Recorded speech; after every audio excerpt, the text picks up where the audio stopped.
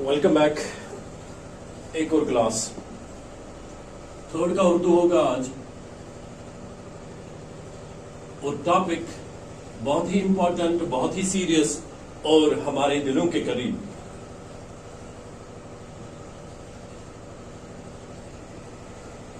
حضرت محمد صلی اللہ علیہ وسلم.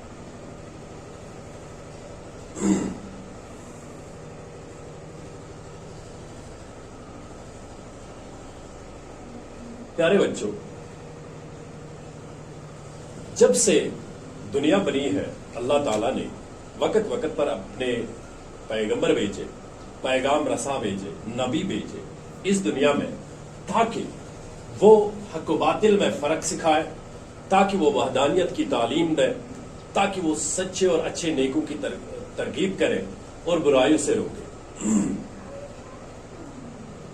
اور ان پیغمبروں میں کہا جاتا ہے کہ کم و بیش 1,24,000 پیغمبر بھیجے گئے ہیں اب تک.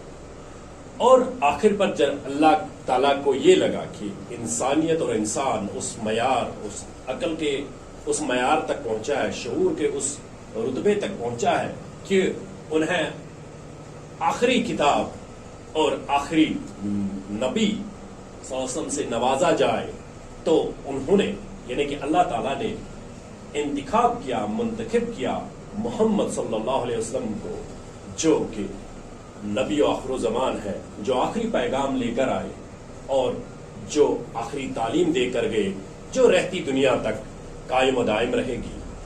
اور اس ہماری کتاب میں ایک سبق ہے.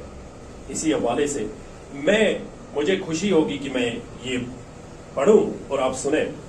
پیارے بچوں، حضرت محمد صلی اللہ علیہ وسلم کی پیدائش 570 عیسوی میں عرب کے شہر مکہ میں ہوئی. ان کی ولادت یعنی پیدائش کہاں پہ ہوئی؟ مکہ. مکہ ایک شہر ہے عرب میں. آج آپ کے والد ماجد کا نام جناب عبداللہ تھا. ٹو بی نوٹڈ، آپ صلی اللہ علیہ وسلم کے والد کا نام کیا تھا؟ عبداللہ. ان کا انتقال آپ صلی اللہ علیہ وسلم کی ولادت سے کچھ مہینے پہلے ہی ہو گیا تھا. ولادت یعنی پیدائش. آپ صلی اللہ علیہ وسلم کی پیدائش یعنی کہ جب رسول اللہ صلی اللہ علیہ وسلم کی پیدائش ہونے والی تھی، اس سے پہلے ہی کچھ چند مہینے جو ہے ان کے والد محترم اس دنیا سے رخصت ہو گئے. آپ صلی اللہ علیہ وسلم کی والدہ محترمہ کا نام بی بی آمنہ تھا. پہلے والد صاحب کا نام کیا تھا؟ اب والدہ کا نام کیا تھا؟ یعنی کہ ماں کا نام کیا تھا؟ بی بی آمنہ. ولادت کے چند مہینے بعد آپ صلی اللہ علیہ وسلم کو حلیمہ سیدہ نے دودھ پلایا، اور جب ان کی ولادت ہوئی، رسول اللہ صلی اللہ علیہ وسلم کی پیدائش ہوئی، اور اس کے بعد ان کی جو ہے پرورش اور دودھ پینے کی ذمہ داری حلیمہ نے لی. دائمہ ان کی رضائمہ، انہوں نے آپ صلی اللہ علیہ وسلم کی کفالت کی، اور اس طرح وہ آپ کی رضائمہ بنی. حلیمہ بی بی حلیمہ نے ان کی کفالت کی یعنی کہ ان کی پرورش کی، تو اس طرح سے وہ ان کی رضائمہ بن گئی. آپ صلی اللہ علیہ وسلم 6 سال کے ہوئے تو والدہ انتقال کر گئی. دیکھیے، پہلے والد کا انتقال ہو گیا، اور اس کے بعد 6 سال کی عمر میں ہی والدہ کا انتقال ہو گیا. آپ پوری طرح سے یتیم ہو گئے. مجھے یاد آتا ہے ایک سورہ، مجھے یاد آ رہا ہے، قرآن میں اللہ تعالیٰ فرماتا ہے وَالضُّحَىٰ وَاللَّيْلِ إِذَا سَجَىٰ مَا وَدَّعَكَ رَبُّكَ وَمَا قَلَىٰ وَلَلْآخِرَةُ خَيْرٌ لَكَ مِنَ الْأُولَىٰ وَلَسَوْفَ يُعْطِيكَ رَبُّكَ فَتَرْضَىٰ أَلَمْ يَجِدْكَ يَتِيمًا فَآوَىٰ وَوَجَدَكَ ضَالًّا فَهَدَىٰ. اللہ تعالیٰ قسم کھا کر کہتے ہیں، رسول اللہ صلی اللہ علیہ وسلم سے مخاطب ہو کر کہتے ہیں، جب بہت دیر تک رسول اللہ صلی اللہ علیہ وسلم پہ وحی نازل نہیں ہوتی ہے تو یہ سورہ پھر نازل ہوتا ہے.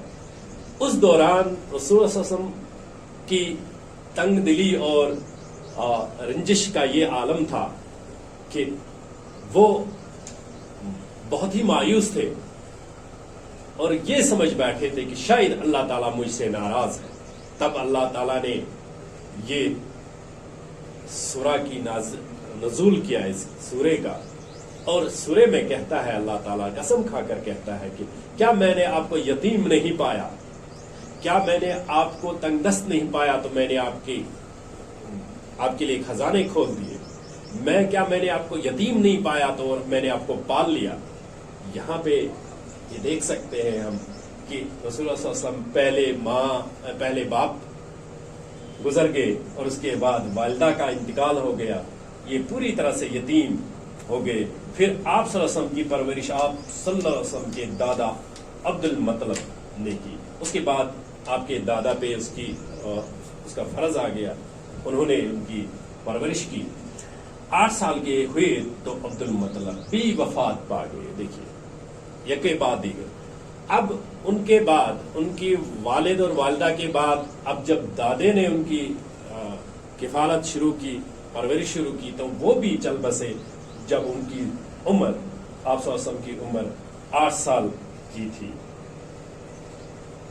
8 سال کے ہوئے تو عبد المطلب بھی وفات پا گئے. اب آپ کی پرورش آپ صلی اللہ علیہ وسلم کے چچا ابو طالب نے کی، اور اس کے آپ کے ابو طالب نے آپ صلی اللہ علیہ وسلم کے چاچے ابو طالب نے ان کی پرورش شروع کی. ابو طالب نے آپ صلی اللہ علیہ وسلم کی دیکھ ریکھ نہایت پیار اور محبت کے ساتھ.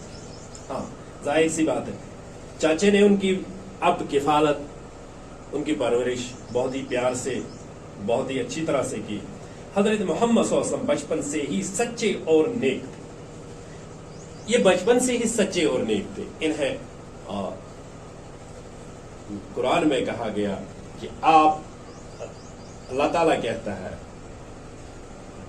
رسول پاک صلی اللہ علیہ وسلم کو کہ آپ انسانیت کے بہت ہی اونچے درجے پر ہیں. You are at the highest pinnacle of the human behavior. اللہ تعالیٰ کہتا ہے قرآن. یہ بہت ہی بچپن سے ہی بہت ہی نیک اور سچے تھے، صادق تھے. لوگ آپ صلی اللہ علیہ وسلم کی دیانتداری، سچائی اور امانتداری کو دیکھ کر آپ صلی اللہ علیہ وسلم کو صادق اور امین کہہ کر پکارتے تھے. صادق ہوتا ہے سچا. ان کی ایمانداری، ان کی سچائی، ان کی امانت داری دیکھ کر لوگ انہیں لقب دینے لگے، صادق کا لقب دینے لگے، امین کا لقب دینے لگے. یعنی کہ امین ہے، یہ صادق ہے. صادق ہوتا ہے سچا، امین ہوتا ہے امانت دار ہے. آپ صلی اللہ علیہ وسلم نے سادہ زندگی بسر کی. 40 سال کی عمر میں آپ صلی اللہ علیہ وسلم نے اللہ تعالیٰ کی آخری نبی اور رسول ہونے کا اعلان کیا. جب 40 سال کے ہوئے تو اللہ تعالیٰ کی طرف سے اس کی رسول صلی اللہ علیہ وسلم پہ نازل ہونے لگی، آیتیں نازل ہونے لگی، اور رسول اللہ صلی اللہ علیہ وسلم نے 40 برس کی عمر میں اپنا جو ہے اعلان کیا اپنی نبوت کا. پہلی آیت جو رسول اللہ صلی اللہ علیہ وسلم پہ نازل ہوئی غار حرا میں وہ تھی اقرا بسم ربک الذی خلق. پڑھ اللہ کے اذن سے. اور پہلی ہی آیت اور اللہ کی طرف سے وہ کہا جاتا ہے وہاں پہ آپ پڑھو. اور ظاہر سی بات ہے مسلمانوں کو پڑھنا ہی چاہیے.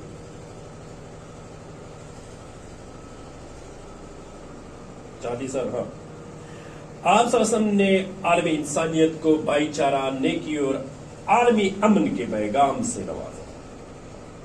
آپ صلی اللہ علیہ وسلم کے سبق میں آپ کے فعل و قول میں بھائی چارہ تھا، نیکی تھی اور عالمی امن کا پیغام تھا. آپ صلی اللہ علیہ وسلم نے انسان کو صحیح اور سیدھا راستہ دکھایا. آپ صلی اللہ علیہ وسلم نے ہمیں ایک ہی خدا کی عبادت کرنے کا حکم بھی دیا، ہمیں اچھی اچھی باتیں سکھائیں. آپ صلی اللہ علیہ وسلم نے فرمایا کہ اللہ کے سامنے سبھی لوگ برابر ہیں. ہاں آپ صلی اللہ علیہ وسلم نے یعنی محمد صلی اللہ علیہ وسلم نے سچائی، اچھائی کا पाठ ही नहीं पढ़ाया बल्कि उन पे चलकर सिखाया, और ये भी सिखाया कि ये भी कहा कि जो अच्छे और सच्चे रास्ते पे चलेगा उसको इनाम व इकराम मिलेगा, और जो गलत और बुरे रास्ते पर चलेगा उसके लिए सजा भी है। न ये कि सिर्फ अच्छा है तो ठीक अच्छा है, बुरा है तो ठीक बुरा है, ये बुरा है, ये फर्क ही नहीं दिखाया, बल्कि ये भी कहा कि जो अच्छा करेगा उसे इनाम मिलेगा, जो बुरा करेगा उसे सजा भी मिलेगी। अल्लाह के सामने, अल्लाह की बारगाह में, और बराबरी का जो है सबक भी पढ़ाया। जब रसूल अल्लाह सल्लल्लाहु अलैहि वसल्लम का आखिरी खुतबा था हज्जतुल विदा पर, वो पहला और आखिरी हज था उनका, वो तकरीबन 10 साल बाद हिजरत के बाद जो उन्होंने किया था, उसमें उन्होंने फरमाया कि किसी अरब को अजम पर फोकियत नहीं है, यानी कि कोई अरब वाला गैर अरब से अच्छा नहीं हो सकता है, न कोई गैर अरब अरब से अच्छा हो सकता है। कोई काला या गोरा हो कोई फर्क नहीं है, कोई गोरा अच्छा नहीं हो सकता है काले से, न कोई काला अच्छा हो सकता है गोरे से। अगर कोई चीज उसको बनाती है अच्छा या बुरा, वो उसके अमाल है, वो उसके काम है। तो ये दर्स दे कर गए, जब दुनिया आज की डेट में भी, जब दुनिया ऊंच नीच जात पात के बंवर में फंसा हुआ है, हमारे नबी आखिर ज़मान आज से पहले कई साल पहले कह चुके हैं, ये दर्स दे चुके हैं, और हमें इस्लाम भी ये सिखाता है कि ऊंच नीच, भेदभाव और जात पात में यकीन नहीं करना है, बल्कि हर एक इंसान को उसके आमाल के जरिए से पहचाना जाना चाहिए, न कि उसकी शक्ल सूरत से।